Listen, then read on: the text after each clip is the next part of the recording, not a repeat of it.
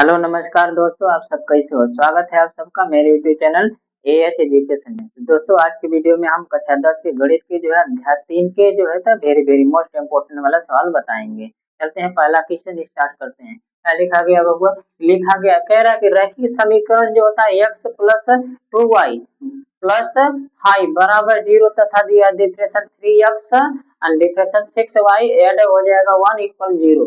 जो है कह रहा है कि जो है कि युग्म का हल होगा। कितना हल होगा युग्म का? अर्थात ये समीकरण दे दिया है, पूछ रहा है कि हल होगा।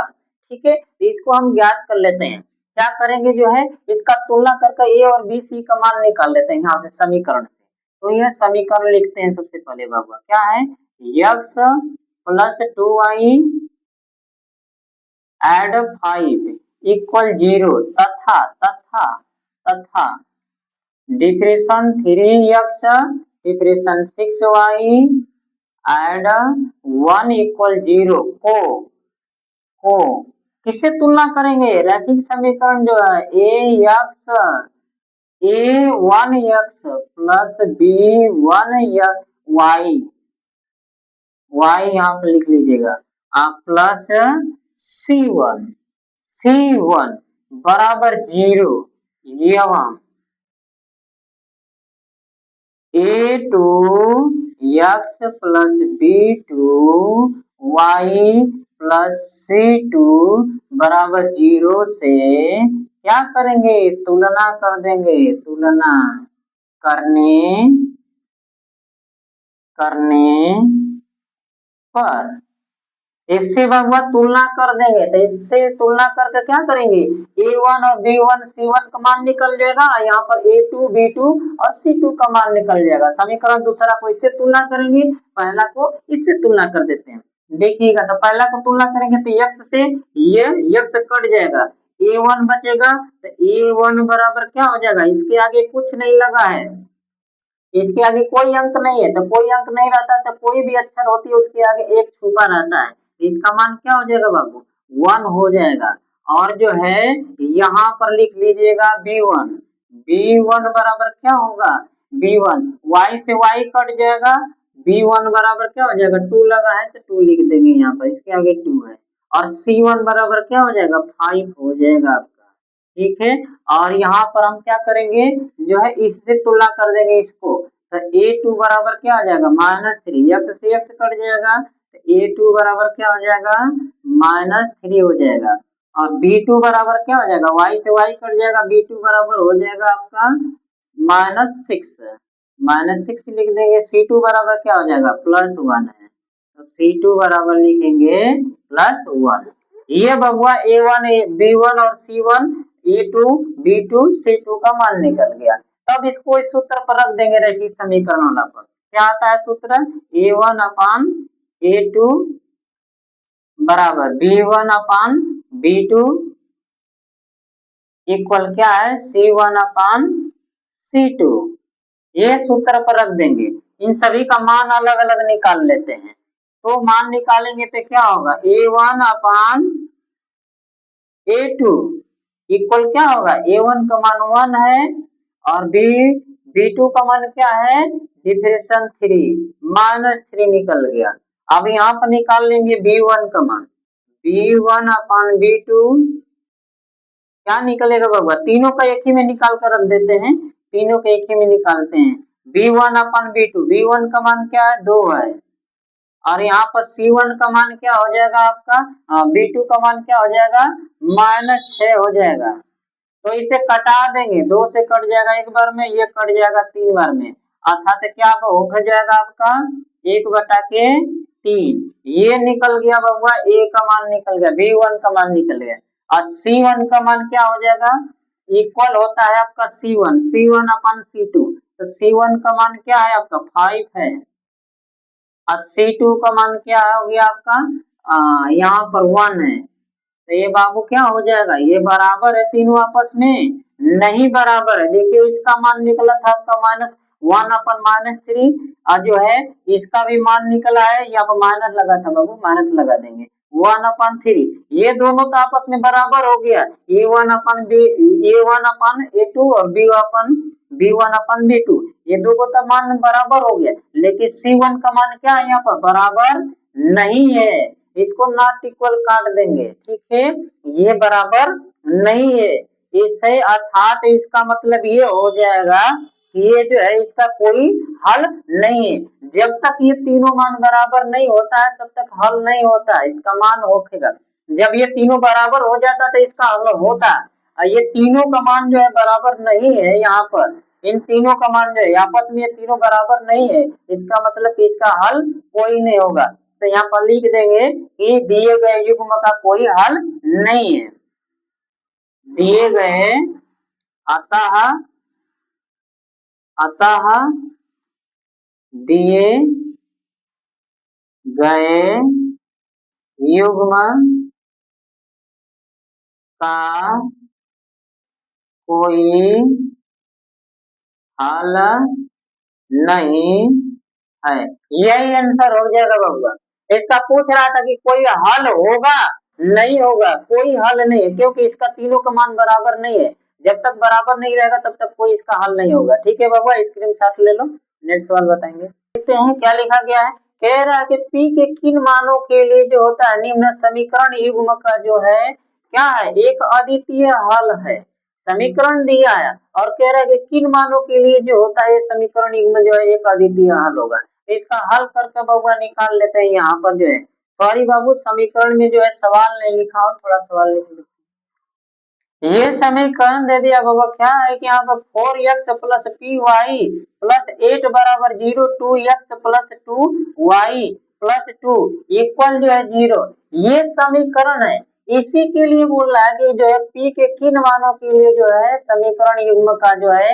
एक अद्वितीय हल होगा, ठीक है, तो इस समीकरण के द्वारा हम यहाँ पर क्या कर लेते हैं, इसका मान ज्ञात कर लेते हैं, सबसे पहले इन समीकरण को क्या करेंगे जो है समीकरण 4x plus P Y add 8 equal 0 तथा इसको लिखेंगे 2x plus 2y add 2 equal 0 को क्या करेंगे तुलना कर देंगे, a 1x plus b1y plus c1 equal 0 तथा a2x b2y plus c2 equal 0 से क्या करेंगे तुलना कर देंगे, तुलना करने पर इससे तुलना कर देंगे बबुआ, तो a1 का मान क्या हो जाएगा 4 हो जाएगा, a1 बराबर हो जाएगा 4, b1 बराबर क्या होगा बबुआ b1 बराबर p आ जाएगा बाबू, c1 बराबर आपका आ जाएगा 8 आ जाएगा, अब यहाँ से निकालेंगे a2 बराबर क्या आ जाएगा आपका, इस समीकरण से देंगे, इस समीकरण को इसको तुलना करेंगे, a2 बराबर हो जाएगा 2 अर्थात जो हो जाएगा b2 बराबर क्या आ जाएगा यहाँ पर जो है 2 हो जाएगा, तो 2 लिख देंगे, c2 बराबर क्या हो जाएगा आपका 2 है तो 2 लिखेंगे, ठीक है, ये a1 ये b1 c1 और a2 b2 c2 का मान निकल गया, अब क्या करेंगे यहाँ पर कह रहा कि अद्वितीय हल होगा,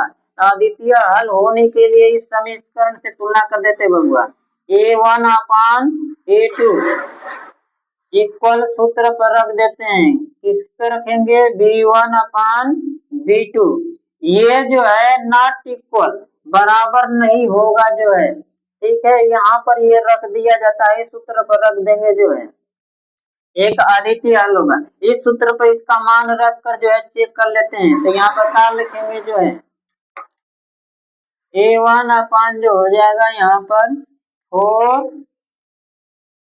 4 a1 की जगह पर a2 की जगह पर जो हो जाएगा 2 रखेंगे, अब यहाँ पर जो है इक्वल, इसके लिए बाबा यहाँ पर लिख लिया जाता है कि जो होता है युग्म का एक अद्वितीय हल होने के लिए युग्म का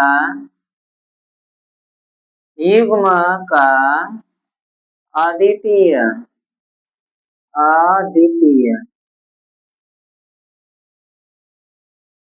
हल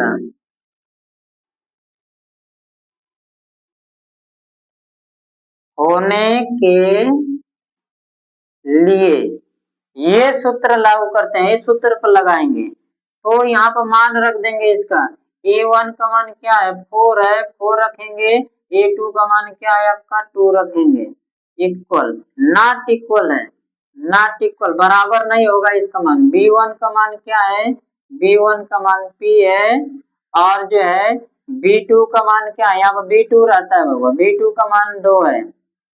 तो यहाँ पर क्या करेंगे, यहाँ पर क्रॉस मल्टीप्लाई कर देते हैं तो 2 से ये 2 कट जाएगा, ये 2 जाकर ऊपर मल्टीप्लाई करेगा, अर्थात किन मानों के लिए p का मान अद्वितीय नहीं होगा, p बराबर जो है p इक्वल नॉट इक्वल 4, अर्थात जो है 4 क्या है अद्वितीय हल नहीं होगा, जो है 4 जो है p के लिए अद्वितीय हल नहीं होगा, 4 को छोड़कर अतिरिक्त जितने भी हैं प्रत्येक के लिए क्या है अद्वितीय हल होगा, लेकिन केवल 4 के लिए अद्वितीय हल नहीं होगा। तो यहाँ पर लिखेंगे जो है p4 जो है यहाँ पर क्या लिखेंगे 4 p के लिए जो है p के 4 को छोड़कर जो है 4 जो है यहाँ पर क्या करेंगे जो है 4 के अतिरिक्त अतिरिक्त अतिरिक्त